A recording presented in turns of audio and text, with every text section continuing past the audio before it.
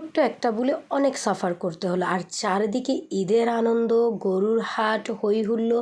এর মাঝে আমার বিরিয়ানি খেতে ইচ্ছে করতেছে। এটা কোনো কথা? রাত পোহালেই ঈদের দিন গড়ে, কিন্তু কিন্তু আমার তো এই মুহূর্তে খেতে ইচ্ছে করতেছে নান্নার। বাট আশেপাশে যে আকারে ভিড়, কারণ ওই যে হাট, রিক্সা, তো পসিবল না। দ্যাটস ওয়াই মা মেয়ে চলে গেলাম খেতে। তো একটু রিক্সা, আমার মা তো হাঁটতে পারে না, তো রিক্সা দিয়ে যেত, কিন্তু রাস্তায় যে জ্যাম দেখলাম তো ভাবলাম সেই জ্যামে বসে থাকার থেকে হেঁটে যাওয়াটাই ভালো।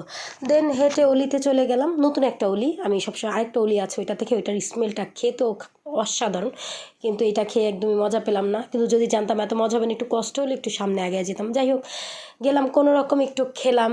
খেয়ে দিয়ে তো মানে যে আকারে আমার গ্রেভি উঠেছিল, সেই গ্রেভিটা মিটে নাই, মানে স্বাদটাই পাই নাই।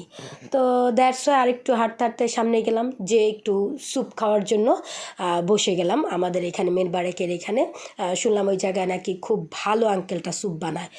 তো স্যুপ খাওয়ার পরে মার হঠাৎ করে বলতেছে আমার কেমন যেন লাগতেছে, মানে শ্বাস টান, যেহেতু ওই যে হাঁটতে পারে না বললাম না, আমার আম্মু ডায়াবেটিসের ডাক্তার বলবে যে হাঁটেন, আর মাথার এবং শ্বাসকষ্টের ডাক্তার বলবে তাকে রেস্টে থাকতে।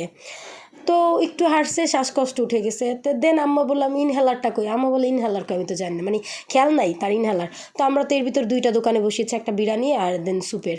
তো স্যুপের দোকানের সাথে সাথে ঢুকেই গেলাম, না নেই। তো বিরিয়ানির দোকানে চললাম, মাকে ওইখানে বসা রেখে বললাম চলো মা বিরিয়ানির দোকানে যাই।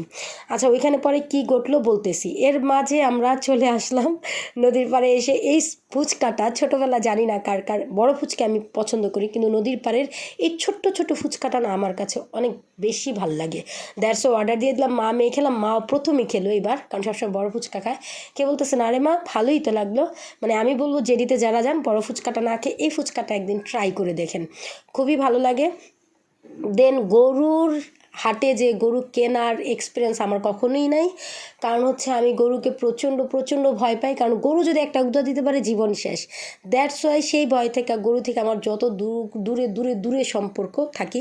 তো এই যে ভিডিও করতেছে অনেক দূর দূর থেকে, যেখানে গরু কম আছে সেখানে যে করতেছি। মা এই যে মা হাঁটতেছে, হাঁটতে হাঁটতে আর ওই যে একদিন এই বিরিয়ানি, আবার দুপুরবেলা একটু খেয়েছিলাম, দেন চটপটি ফুচকা, তারপর আবার স্যুপ। তো গ্যাস্ট্রিক জাতীয় তো ঝামেলা হবেই। তো এইখান থেকে আইসা গেলাম ফার্মেসির দোকানে। ফার্মেসির দোকান থেকে যা যাবতীয় লাগে সব কিছু কেনাকাটা, মানে যাবতীয় বলতে গ্যাসের আর কি। আর গ্যাস এত ছিল যে ইনো কিনতে হয়েছিল আমাকে। আর এই তো এভাবেই একটা ছোট্ট একটা দিন সেলিব্রেট করলাম মা মেয়ে, মানে খুব ভালো লাগলো। আর সাফারটা কি, সাফারটা হচ্ছে ওই যে মার যখন বলতেছিল কষ্ট হচ্ছে, তা বললাম এটা দাও, কোনো দোকান তো খুঁজে পেলাম না। পরে ফাইনালি বললাম আচ্ছা ঠিক আছে, তাহলে আমি একটা ফার্মেসিতে যাই কিনে নিয়ে আসি। ওইখানে আরেকটা ফার্মেসিতে গিয়েছিলাম। দেন ব্যাগে যখন হাত দিব টাকা পেমেন্ট করতে যায়, দেখি আমার ব্যাগের ভিতরে ইনহেলার। কেমনটা লাগে আসলে, যাদের শ্বাসকষ্ট আছে শুধু তারাই বুঝবে এটা কারো একজনের জীবন। ইনহেলার একজন ব্যক্তির প্রপারলি জীবন। এটা হচ্ছে আপনার যখন শ্বাসকষ্ট উঠে এটা সাথে সাথে ইউজ করতে হয়, না করলে আমি তো মাকে দেখি কি যে কষ্ট হয়। আল্লাহ, আমার তো দুশমন নেই আলহামদুলিল্লাহ, তারপরেও যদি থেকে থাকে আমি বলবো না দেওয়া উচিত। আর যাদের একটু বেশি গ্যাস্ট্রিকের ঝামেলা মনে হয়, আমার মতে ইনোটা খেয়ে নেওয়া ভালো। আর নেক্সাম একটা মেডিসিন, ওইটা আমি পান করি।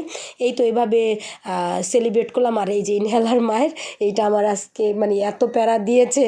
যাই হোক, দিন শেষে পেয়েছিলাম আলহামদুলিল্লাহ আলহামদুলিল্লাহ। অ্যান্ড দেন এসে দেখি আমাদেরও গরু কেনা হয়ে গেছে। এই তো গরুটা একটু দেখে নিলাম। গরুর দাম ভালোই, মোটামুটি ভালোই যাচ্ছে আলহামদুলিল্লাহ, সবার সাধ্যের ভিতরেই কেনা যাচ্ছে। সবাইকে অগ্রিম ঈদের শুভেচ্ছা, ঈদ মোবারক। আর ওই যে আমার ভাতিজি গরুর উপরে বসে আছে। কে কোথা থেকে আমার ব্লগ ভিডিওটি দেখছো অবশ্যই কমেন্টের মাধ্যমে জানাবা। আর অনেক ক্লান্ত লাগতেছে, সো আর কথা বলতে পারতেছি না, কারণ ওই যে ঠান্ডা জ্বর সর্দি বুঝাই যাচ্ছে আমার কণ্ঠ শুনেই না। হ্যাঁ, সবাই একটু দোয়া করবে আমাদের জন্য। আর মহান আল্লাহ তাআলা সবার কুরবানিকে কবুল করে নিক, কারণ কুরবানিটা আমরা এটা কিসের জন্য দিই এটা কিন্তু আমরা সবাই জানি। সো আল্লাহ তাআলা সবার মনের নেক ইচ্ছা পূরণ করুক, সবার কুরবানিটা মহান আল্লাহ তাআলা কবুল করে নিক, সেই প্রত্যাশায় আমি সাদিয়া ইসলাম মারি আজকের মতো বিদায় নিচ্ছি। আল্লাহ হাফেজ, আসসালামু আলাইকুম।